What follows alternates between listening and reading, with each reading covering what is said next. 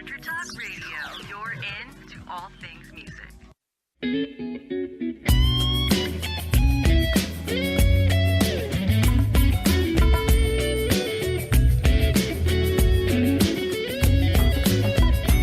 Welcome to Jackie's Groove. Come journey with us through the rhythm of the music business with your host, Jackie Bertoni.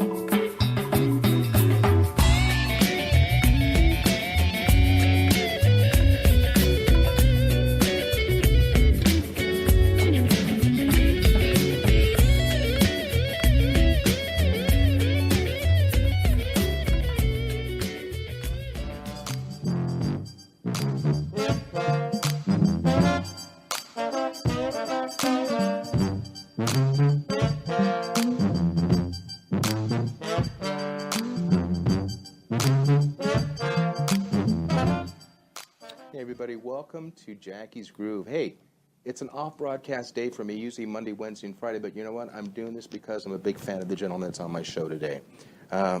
His legacy goes back years and years and years. In fact, a special shout-out from my dear friend, Talaya Trigueros, the voice on our personality, 94.7 The Wave, and I quote her, she says, Beasley is a beast. So I wanted to make sure I told you that, and she's listening in as we speak right now also. Hi, Talaya. And so we're here all about promotion, guys.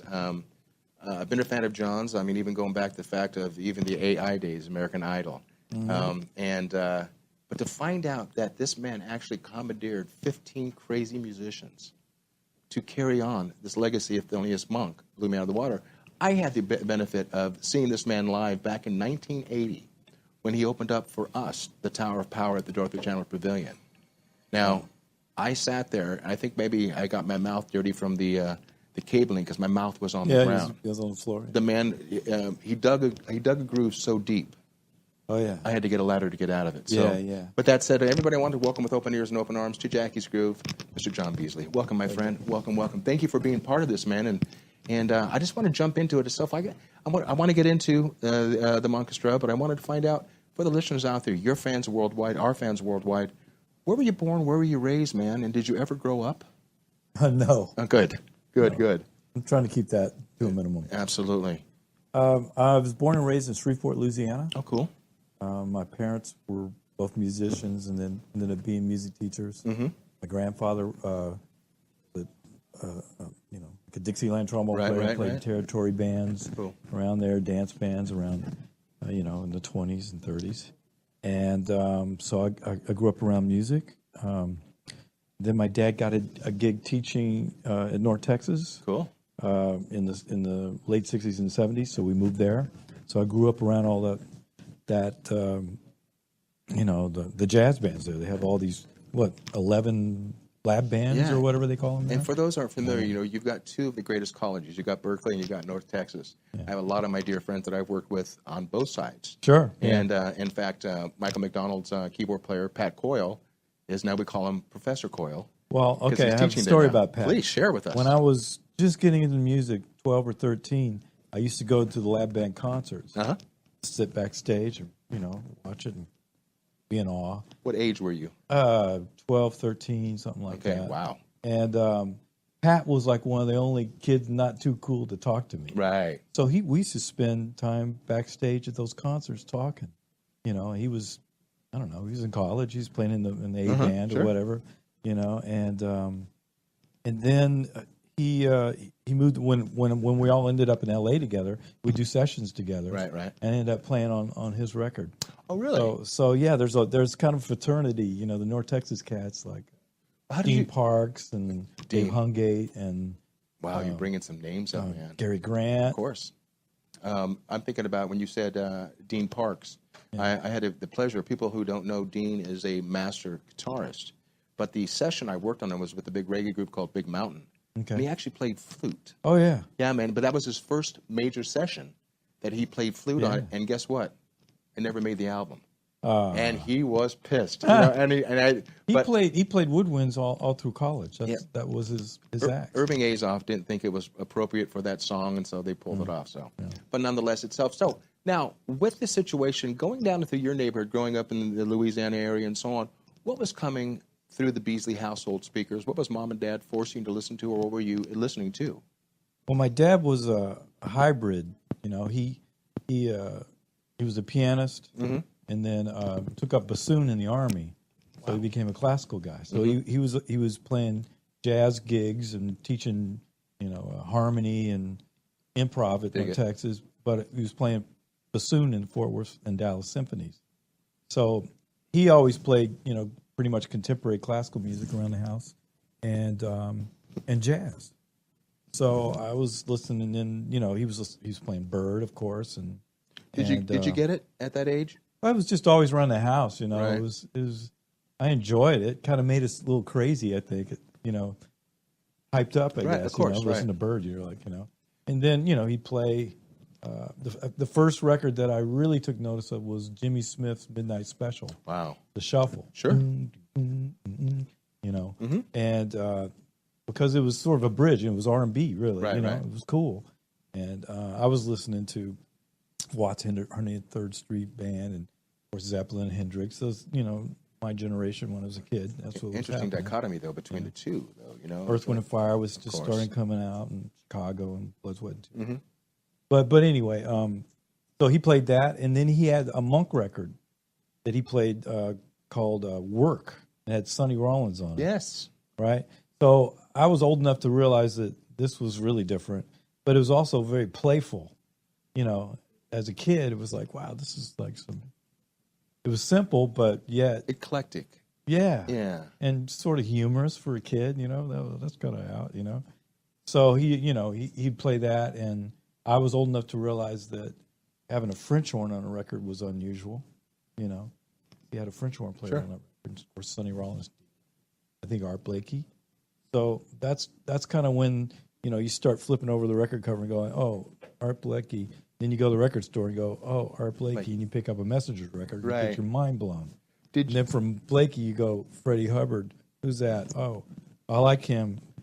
Wayne Shorter. Wow. Yeah. So that's how the journey begins. Did you get a chance to actually hang with Thelonious at all? Did you get a chance to actually? No, I never heard him or Shame.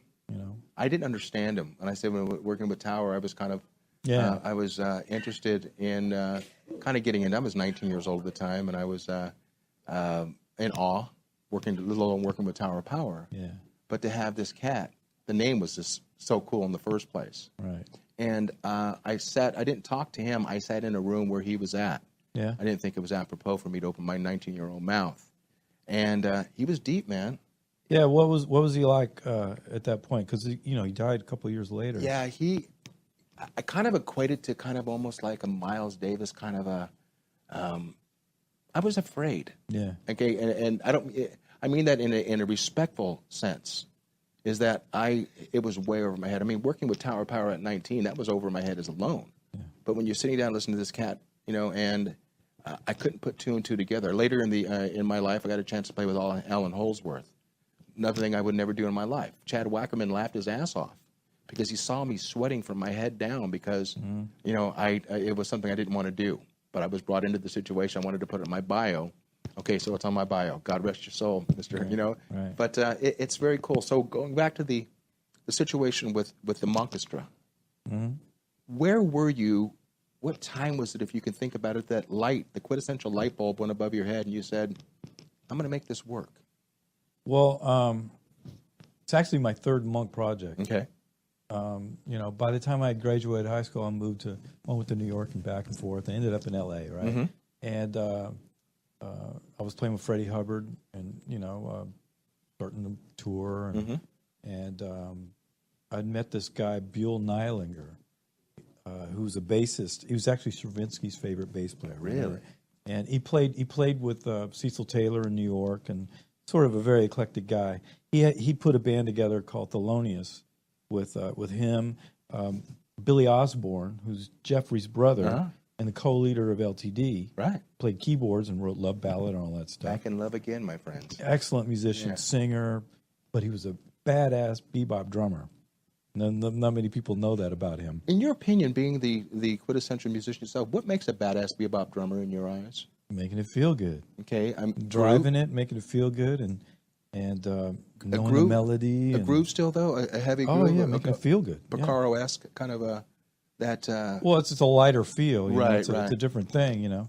He's coming from Billy Higgins and dig it. and Art Blakey, who are kind of, to me, like R&B drummers, but they play jazz, Okay, so let me ask you, Boogaloo. so when you took this project on, did you have to go out of respect or no respect to the Monk family to let them know that you were actually going to resurrect his history of his music? Yeah, well, it started very innocent. It started with me just doing an arrangement on Sibelius, just to kind of like, I was always in the big bands, Governor of Texas, and Thad Jones, Mellows Freak, and Quincy Jones, Walking in Space. That was my thing. Right. And so I had some time off, so I did Epistrophe, and then I realized, wow, I can really stretch Monk out and put a lot of my own personality in this music, and mess with the form and put different grooves with it, and experiment with 20th century harmony. So that's when the light bulb went off, and so I got a commission to do "Ask Me Now." It's a very famous ballad of his. So I had two examples of I can really, I could put myself into it, and also honor it, Was it accepted right away though? And well, that's the thing. We got together. I got Carlson guys on the phone, and we got together at the Union, played them. 47. Yeah. On Vine, and we played them, and the guys enjoyed it, and they worked live, because that's the thing with Sibelius. Sometimes you might rewrite some stuff and it's totally unplayable. So it worked, and then after a while, I had enough charts to book a gig.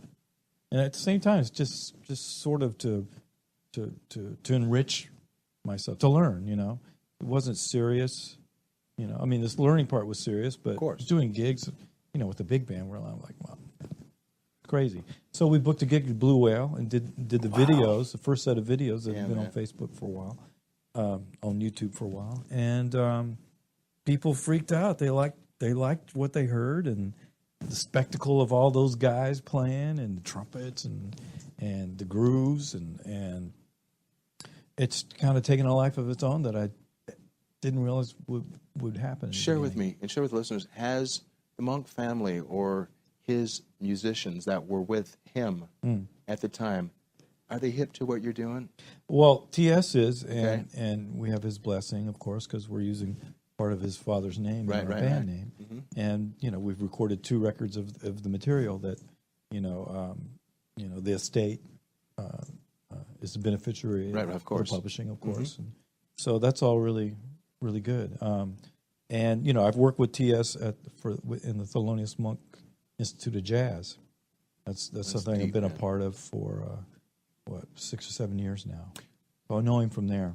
The process of getting together 15 cats that will breathe in unison and understand Monk's music with your direction, is that a tough door? Is that a tough door to go through and to stay in that door, stay in that build itself? Or is there a revolving door in your band? Most of the guys, once it's settled into what it was, have always made all the rehearsals, and they've made both records, and so we have this core band in L.A. That I've learned how to write for, individually, like Duke. That's kind of something I wanted to do, and it's really kind of a band of soloists and individuals, which is cool. Everybody can have their own voice. We open up sections where guys can riff and make up stuff behind solos and improvise. You've read my mind. So you're giving your players, obviously. You hired those players because they're the Yo-Cats, but you're giving them a chance to stretch to a certain level? Oh, yeah, definitely. Now, is that hard to do when you have charted music, or are your players charted? It's charted music, but there's sections where we can open up and create new stuff. It's like the old bands, like Jimmy Lunsford. Those are riff bands, and Ellington, early Ellington. They get on a groove and stay there and make up some stuff. Now, when you were going to go back for a second, and when you were doing the American Idol thing, I'm going to ask this because how in-depth and how intense Thelonious's music is. When you were doing that, and it's for a paycheck, obviously we understand that, did you enjoy what you were doing with that type of music? Because you're basically surrounding yourself by a bunch of amateurs, not the musicians. How much of a pooper scooper did you have to carry around with you with these young boys and girls who didn't know what it was like to be beat up, to be bruised, to have a door shut in their face. Yeah. How much interaction did you have with them? How much of your jazz came out of your pores with these kids? How many times did you scratch your head with a furrowed brow? What the hell am I doing here? Well, maybe in the beginning a little bit when you're adjusting, but then the biggest lesson I got from American Idol is, I don't know if it was also a combination of me getting older or maybe a little bit wiser, right. But finally realizing that I'm here to help these kids sound good. It's not about me. Did they get it, though? Did they get who I think you were? Some of them got, some of the ones that I'm close to, and I still, get a hug from them. Sure. Some get it, some don't. But that's not the point anyway. It's like, how can I help this kid, who's never maybe even sang with a live band before, and who's getting bombarded by mean Facebook and Twitter stuff. I mean, this was sort of, in the beginning, my first season was with Carrie Underwood when she won. And no talent there. And she would come in, people would come into to our rehearsal sessions, in tears. Because, this is sort of the beginning of social media. Sure. It was sort of the bridge between MySpace and Facebook. So they're dealing with all this crazy, mean-spirited posts, and then having to go up and sing, and then get trashed by Simon and maybe so else. So after a while, it was like, okay, how can I talk to this young person and realize that they have to pick a song that they can maneuver in. Right. And it's not so hard, but really kind of show off what they can do best. And what part of that song, because it's 1 minute and 10 seconds, right. What part of that song best serves them, what part of the key. And then write an arrangement, that, I started going, okay, how can I, what tempo, what can I do to make them sound good, So I learned how to write string lines away from them in case they, got off or... so it was really interesting, and then of course pump them up and getting them cooled off so they could actually hit the stage live. You talk about 1 minute and 10. There's that bumper music in the background right now. We're going to be stepping out of segment number 1 into segment number 2. This is Jackie Bertoni, Jackie's Groove, brought to you by Intertalk Radio Network. You're into all things music. My in-studio guest, Mr. John Beasley. We're going to pick up this new project more in depth on segment number 2. Don't go anywhere. You don't want to miss a thing. Are you serious about your music? Are you ready to run with the big dogs? The experts at Pitbull Audio have the gear to get you into the game. From leading manufacturers like Mesa Boogie, Fender, Pioneer, and American Audio. To sound your best, you need the best. Pitbull Audio can deliver in rehearsal, on stage, and into the big time. Dropping beats, shredding guitar, or making the crowd roar. Whatever you dream, Pitbull Audio can help make it happen. We are Pitbull Audio. We want you to play it loud. PitbullAudio.com. You know what's all around you every waking moment of your life? Marketing. You're choking on it. I'm Scott Robertson, and when it comes to strategic PR, branding, and marketing, I've seen it all. And actually, I'm still seeing it because bad marketing never sleeps. Join me each week on May the Best Brand Win, right here on Intertalk Radio, and learn how to make the marketing for your brand unforgettable. The Moyer Entertainment Group, in conjunction with the Dario, Radio Airplay, and Loop Loft, is keeping music in our local schools and presenting local talent to the world through the Temecula Valley Music Awards. Submissions for entry into the TVMA 2017 season are now open in all genres, including a youth category for artists under 18 for the October 7th Star-Studded Awards Show, where 100% of the proceeds go towards supporting local music education in the Temecula Valley. Details, tvmawards.org. Make this your vinyl night. I'm John J.R. Robinson, and every week, music creation comes alive through stories, experiences, and sounds when vinyl records filled our hearts and minds. My friends and I share our tips and techniques used in creation of iconic tracks for recording artists such as Michael Jackson, Eric Clapton, Quincy Jones, and Steve Winwood, to name a few. Vinyl has emerged hot, and the soul of vinyl defines art and passion which burns deepest at night. Tune in every Wednesday at 2 p.m. Pacific Standard Time on InterTalkRadio.com. Todd Zuckerman from the rock band Styx, and you're listening to my pal Jackie Bertoni on Jackie's Groove. Groove on, motherfuckers.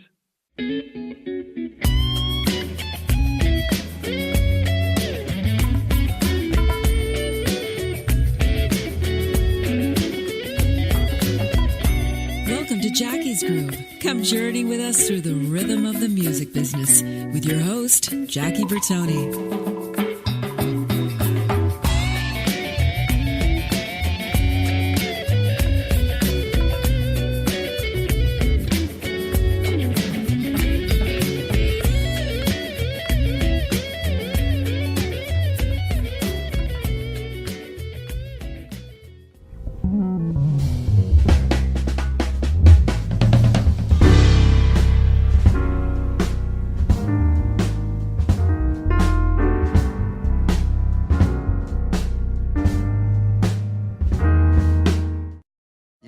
Big band sound, or should I say the Monkestra, is we're going to talk in depth on the second segment of Jackie's Groove. Hey guys, I'm Jackie Bertoni.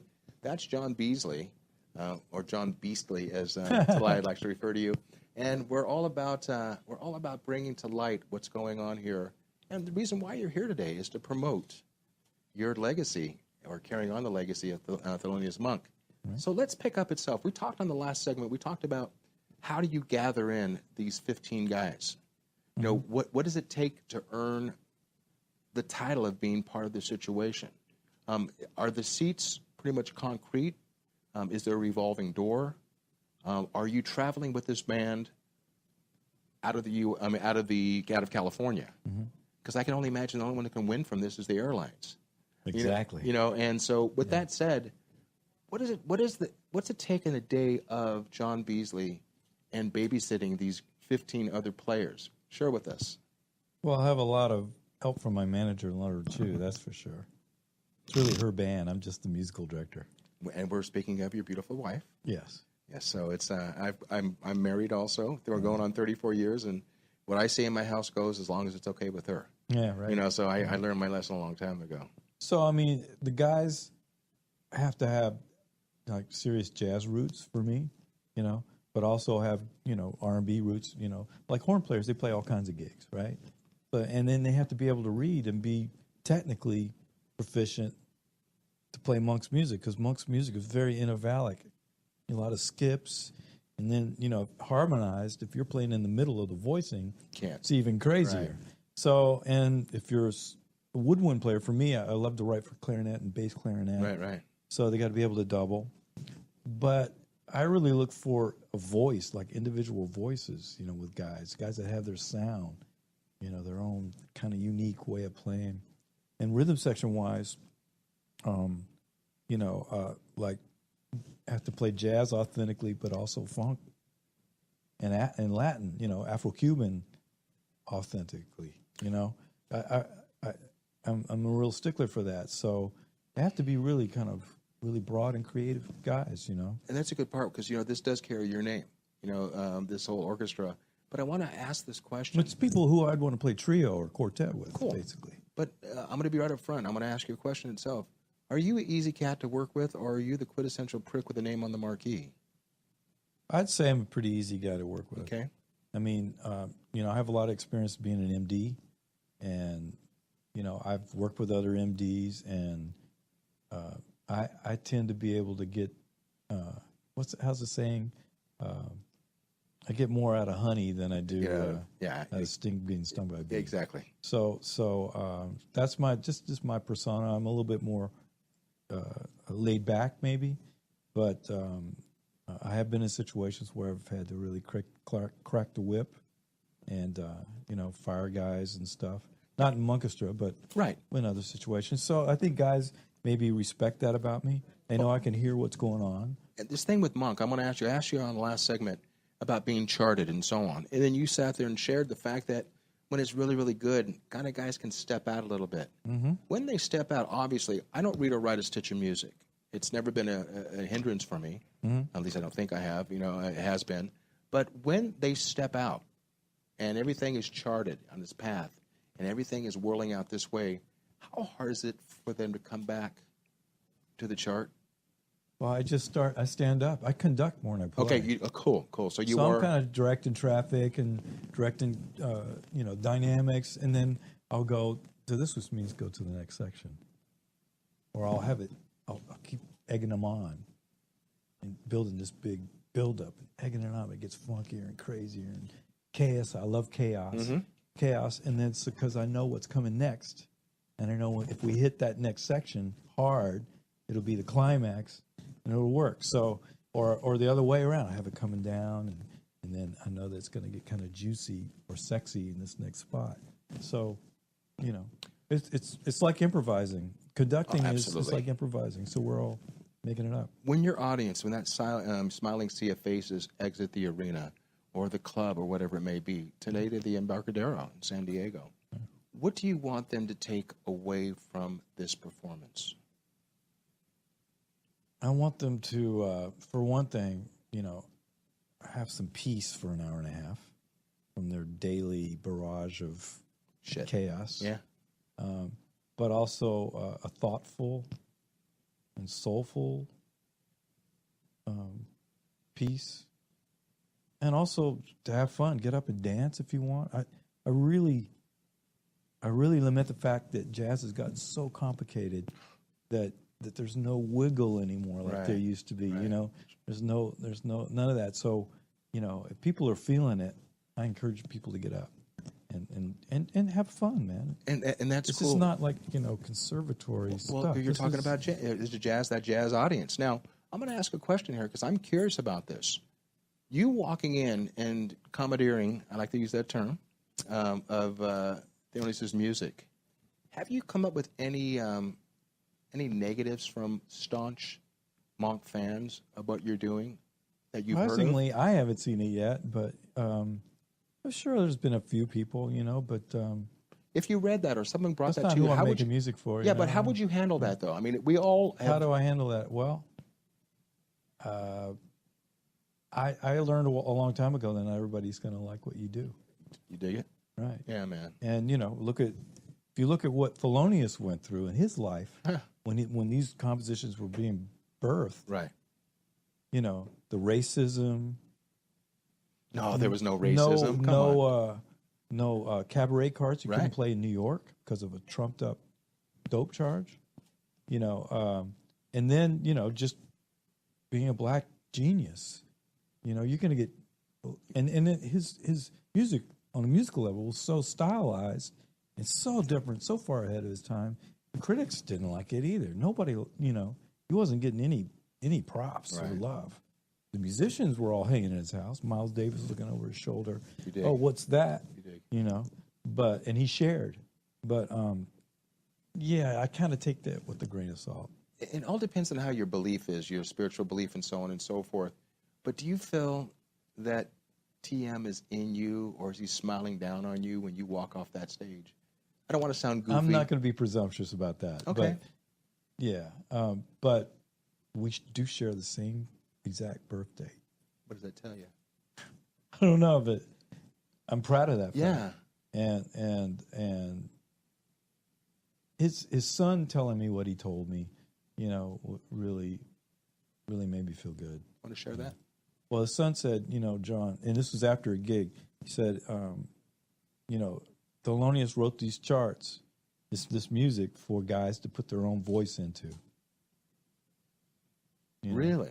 They're platforms for personal improvisation. So he built the foundation, and then you're building the house on top of that foundation. And even the way he played them, he played them different all the time. They're like organic. They're organisms. They keep growing. Even with him, one record they kind of sound like this. Another record he's changed something. They evolve. Let's talk about tonight, San Diego, where we're at right now, the Embarcadero. Give us an overview of what we're going to expect. Well, hopefully no rain. I think it's going to burn off because it was sunny in Temecula where my studio is. Okay, good. And it got real black coming out here, but it's going to. Okay. Like I said, thoughtfulness, fun. We kind of run the gamut. We play hip hop grooves, we play swing, we play bebop, we play Afro-Cuban, it's kind of obvious that guys really have fun playing the music. You know? Do you have a percussionist in the band? No, I'm curious because you're mentioning Alpha Cuban, and I'm just thinking how much. On the records. Okay, sure. Of course. Now, Pedrito Martinez is on the new record, and then Joey De Leon is on the other. That's my boy. That's your boy. Yeah, man. Yeah. You know, it's you got to come up and play sometime, man. Don't threaten me with a good time. You know. Now that I'm getting back, back into the swing of things with this spinal stenosis Mr. Jarreau bestowed on me, and for the Jarreau family, I'm kidding you, of course. So a sense of fun, a sense of I don't know.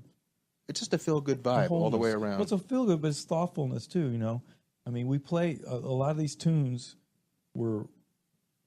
A lot of the new record was birthed from me last summer, with all the police shootings and, to me, the very ugly presidential campaign, in my opinion. So don't get me going. A lot of that heat from the summer, you know, is put into this new record. You know, I have a rap on one tune. It's a very social conscious rap. Thelonious himself wrote a tune called "Evidence." The original title was called "Justice." Oh, very cool. Right.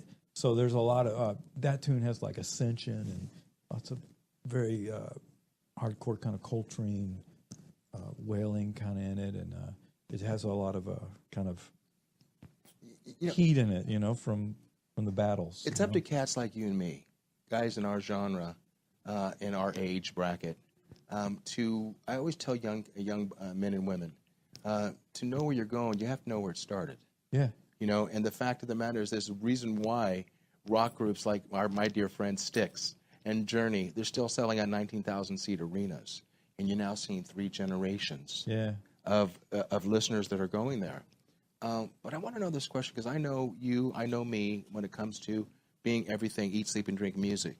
But there's a question my wife brought up, and I've been using this on a lot of the interviews.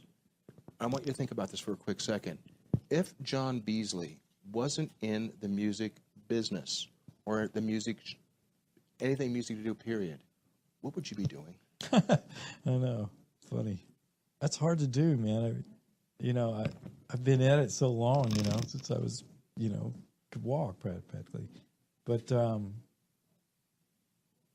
you know, for a while, when I was a kid, I wanted to be a football player. Right. But a yoga teacher, okay, you know, a chef. Still not too late, brother. Yeah. You know, my dear friend, Saida Garrett. Yeah, my buddy too. Okay. Yeah. She has a new song out right now called Ghetto. Greatness happens even though there's oppression.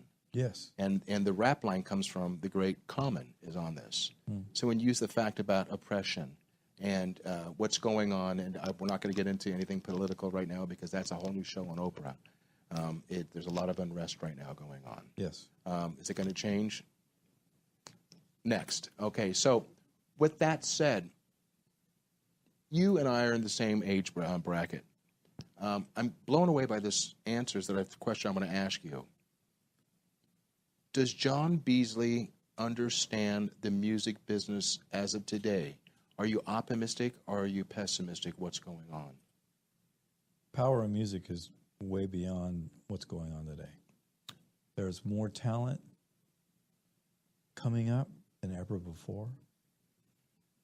Physically, musicians, the young cats are just astounding. Yeah. Just like, athletic records are being broken. It's just, we're evolving as a species, physically. We're just... See, your answer shocks me right now.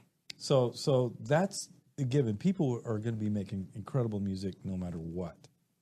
And I believe that some smart kid is going to figure out a way for musicians and artists to get paid again.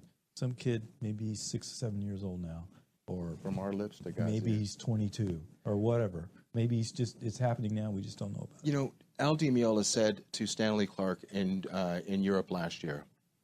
They did a show together after the blow up on Jackie's Groove. I had nothing to do with that. Yeah. And in fact, when Stanley had walked up to Al and said, "You had no right talking to me on Jackie's show like you did," and I go, wow, you guys mentioned my show on a jazz, because Al was on the top bill, Stanley was below it. So he wasn't happy to begin with. But Al said to Stanley, and I love this term, at our age, we should be wanting to play music, not having to play music. Right. And the fact of the matter is, and I asked that question because I interviewed 3 weeks ago Jay King, great prolific. He had a big band called Club Nouveau, in the 80s and 90s. He's still very, very prominent, along with Brian Alexander Morgan, right, Carrie, and so on and so forth. Right. They shocked me, as you just shocked me. They said, if you are not hip to today's business, you are out of the business. Mm-hmm. Al Jarreau said to me, I'm nervous, not for me, thank God for publishing, but for the kids coming up. Sure. David Grohl stated on Howard Stern that he believes in 4 years we will have record stores again. I don't know about you, and I'm going to put myself in your shoes. I can only imagine you loved Record Release Tuesdays, of going into Tower Records. Oh, man. And and that ability with the millennials are missing now. Yeah. It's called liner notes. Yeah. It's slicing that piece of plastic open.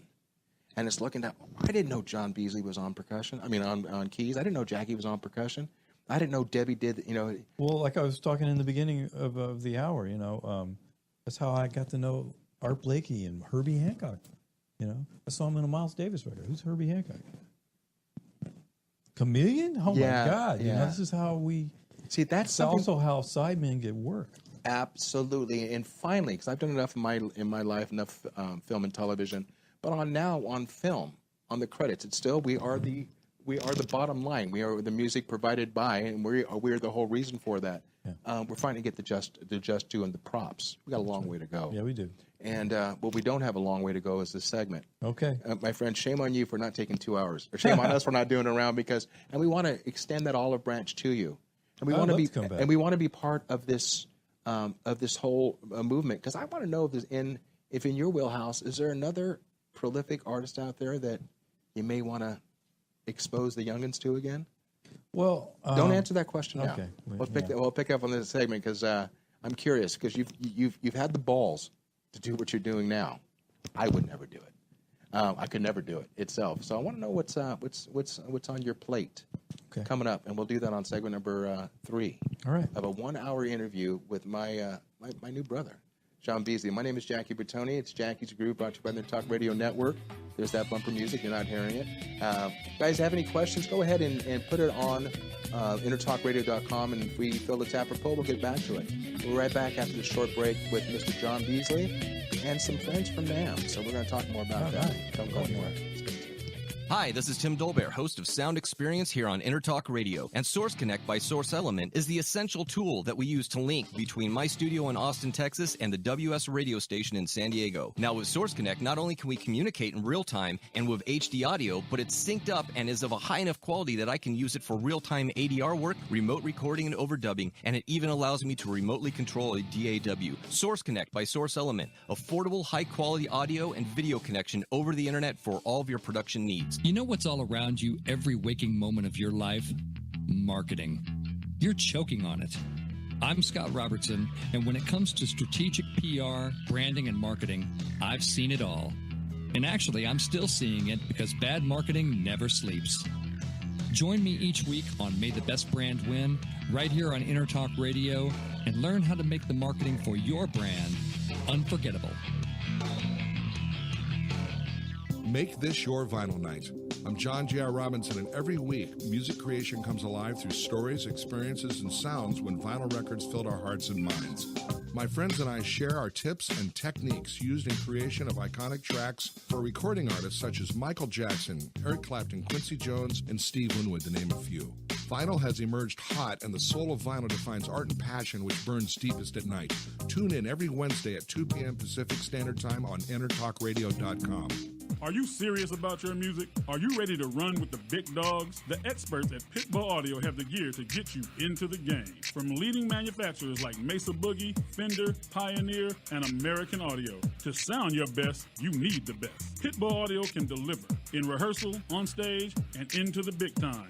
dropping beats, shredding guitar, or making the crowd roar. Whatever you dream, Pitbull Audio can help make it happen. We are Pitbull Audio. We want you to play it loud.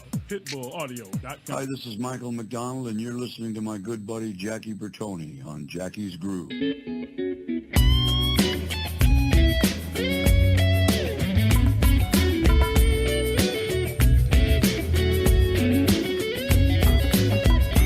Welcome to Jackie's Groove. Come journey with us through the rhythm of the music business with your host, Jackie Bertoni.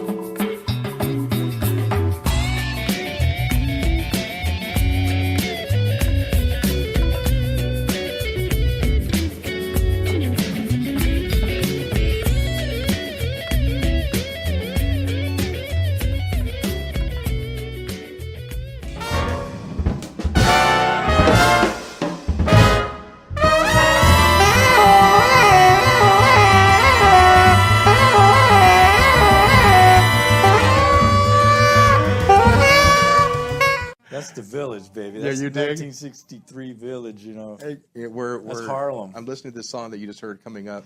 This reminds me of any type of a situation where everybody's getting warmed up before the performance itself. Guys, Jackie Bertoni, Jackie's Group, Bunch of Band and Talk Radio Network, here into all things music.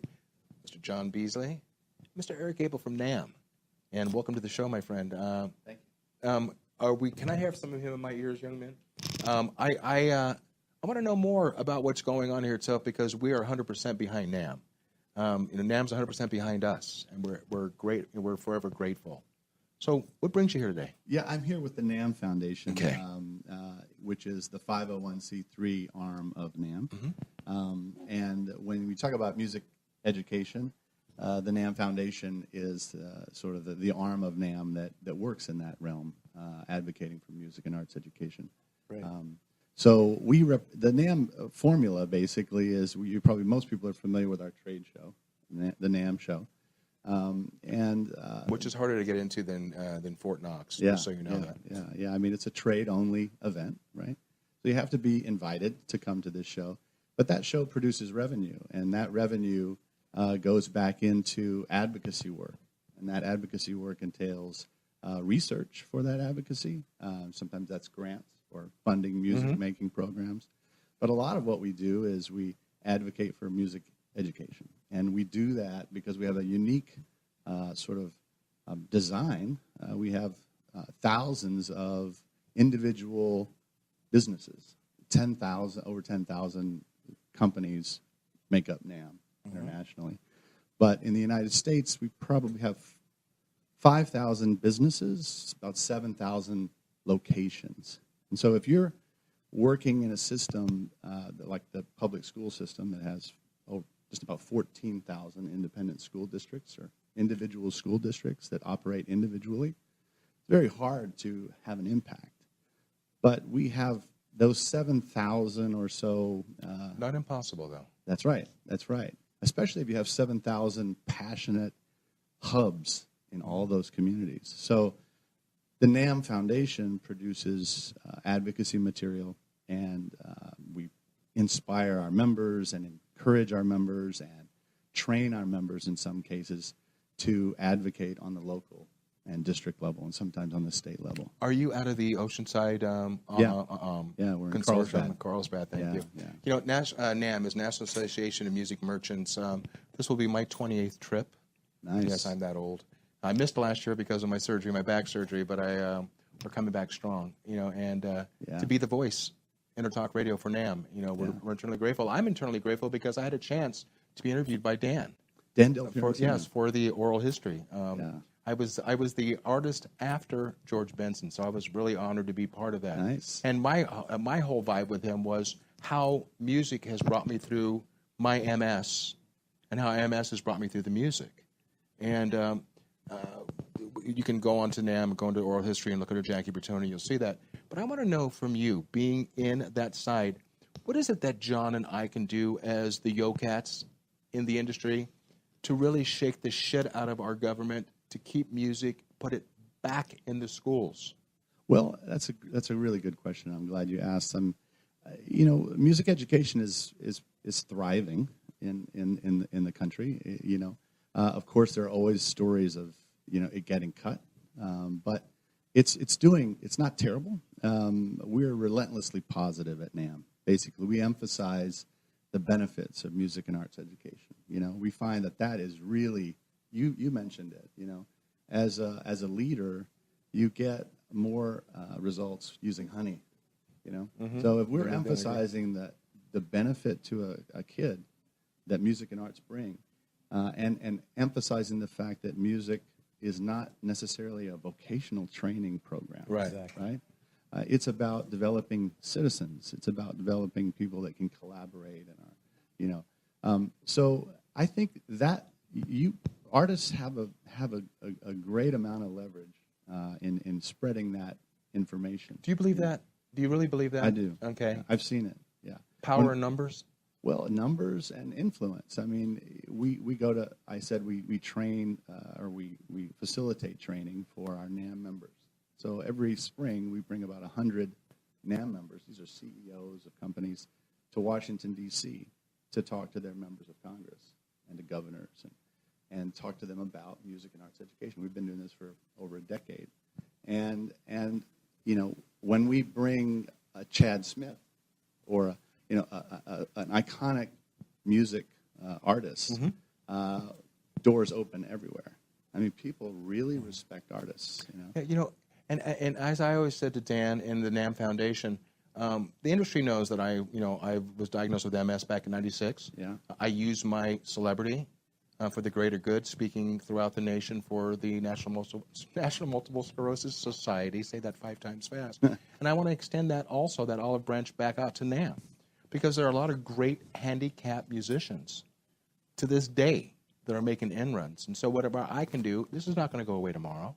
Exactly. I don't plan to. We've lost too many brothers and sisters due to suicide, due to age.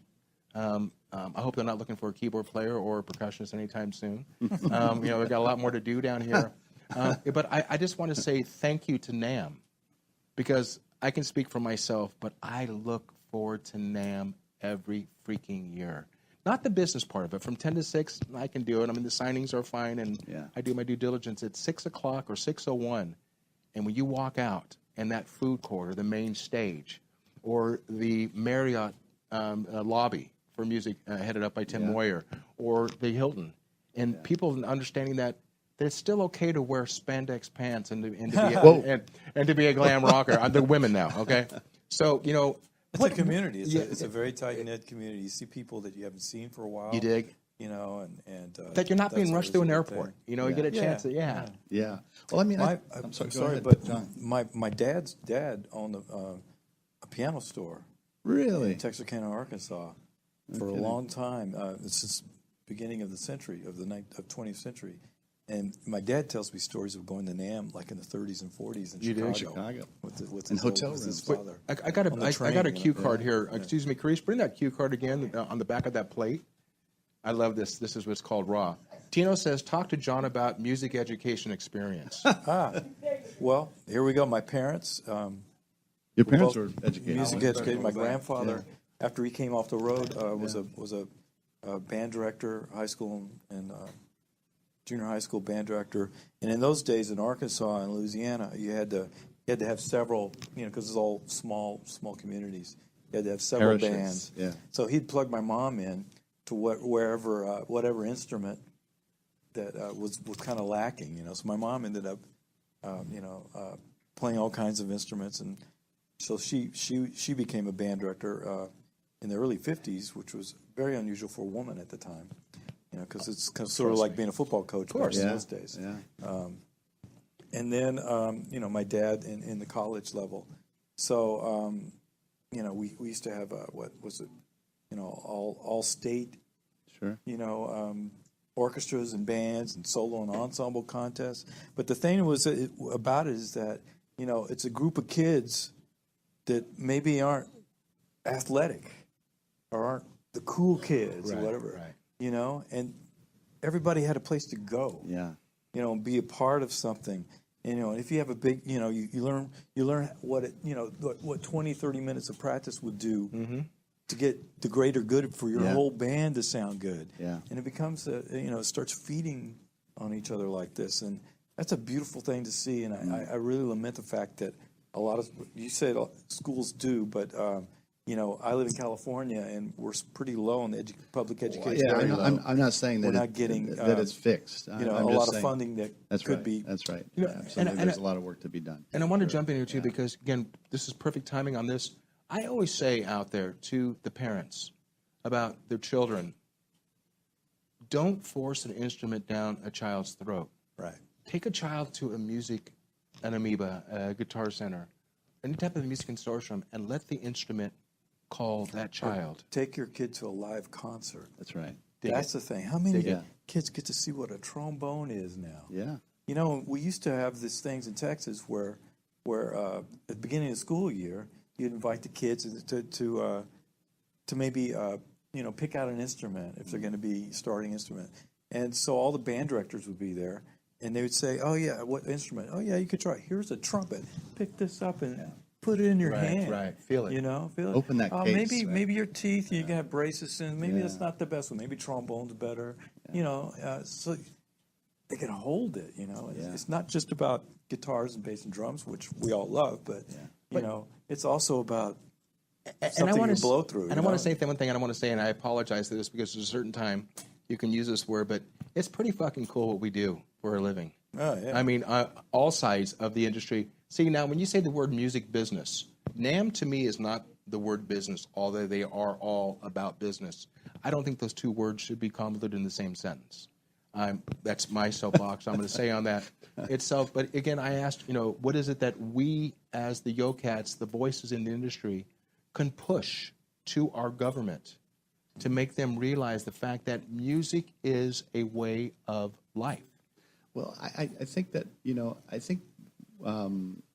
this is just me talking to two friends, and we're friends, listening.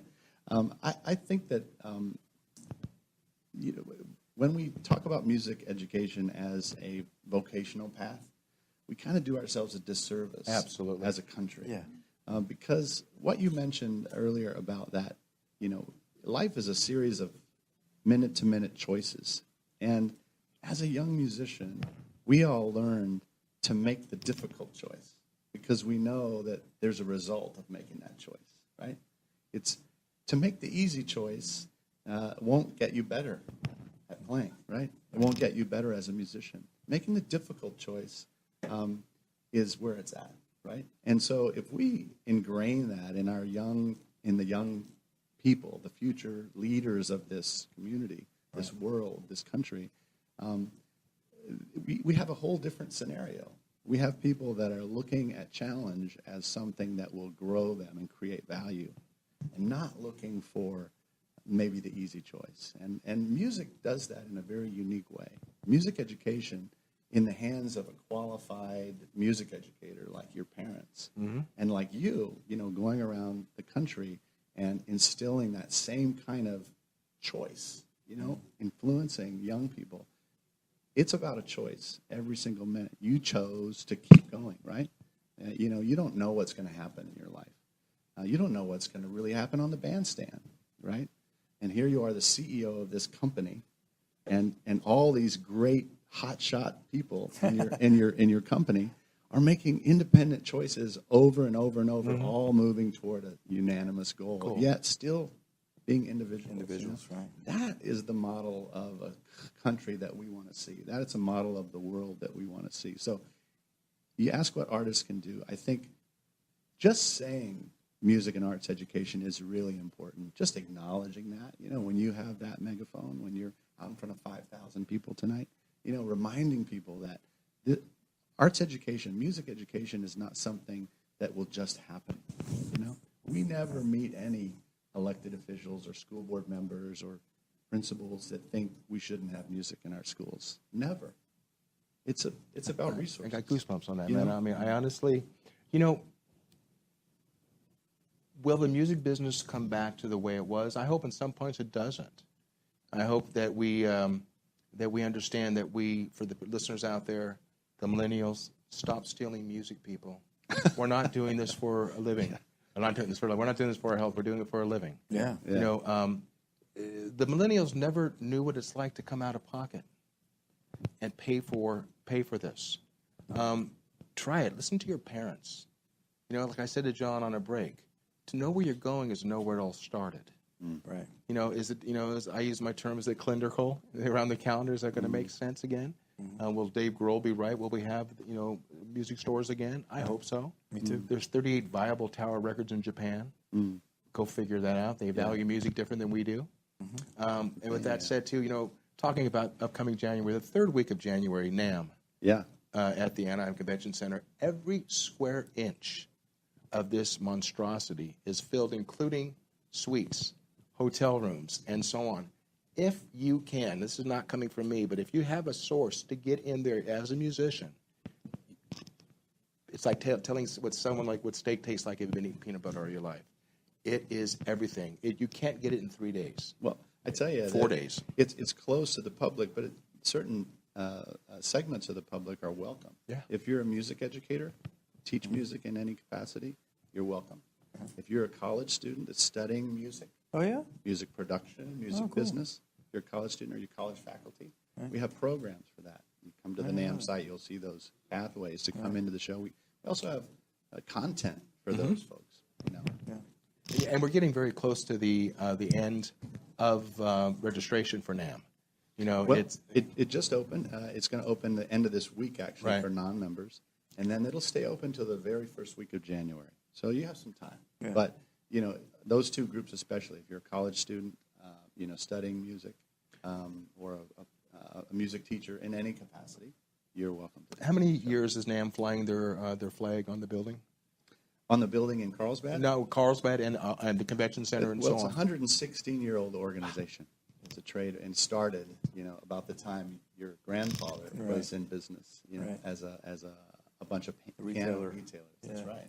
You know, I'm from New Iberia, actually. Oh, yeah? All right, man. Oh, and Joe Lamont, there we go. Joe Lamont, our CEO, is from Louisiana as well. I know that name, yeah. Wait, gentlemen, I'm going to jump in here because we're coming out right now. There's one thing I'm not in control of, and that's the people who pay the bills. Eric, thank you so much for doing this. Thank you for NAMM. Thank you. John Beasley, thank you for you. You know, I appreciate like you have no idea. John Beasley in Moncastra, Embarcadero, San Diego. Hard pressed to see if there's any tickets. Go online and find them. You guys, thank you for joining Jackie's Groove. Jackie Bertoni, brought to you by Intertalk Radio Network, are behind us. If you're into all things music. Tomorrow, check it out. Alex Acuna coming on the show. Gentlemen, thank you. Alejandro, love you much. Nice. Yeah, check that out. From Jackie's Groove. Come join me.